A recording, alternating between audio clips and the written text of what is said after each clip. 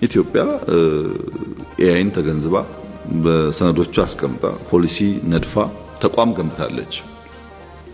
አሁን ምንም ጥርጥር የለውም የኢትዮጵያ አርቲፊሻል ኢንተለጀንስ ባሉት የሪሶርስ ውስንነት ባሉት የግብአት ውስንነት እንደው ከቀዳሚዎች ተርታ የደረሰ ነው ብለን ባንም መጻደቅም እንደ ከዚህ ቀደሙ ኢንዱስትሪያል ሪቮሉሽን አይነቶች ግን ኢትዮጵያ የበይ ተመልካች በርቀት ነገር ይሆን የምትናገር በርቀት ነገር ይሆን የምትሰማ ሀገር ግን አይደለችም።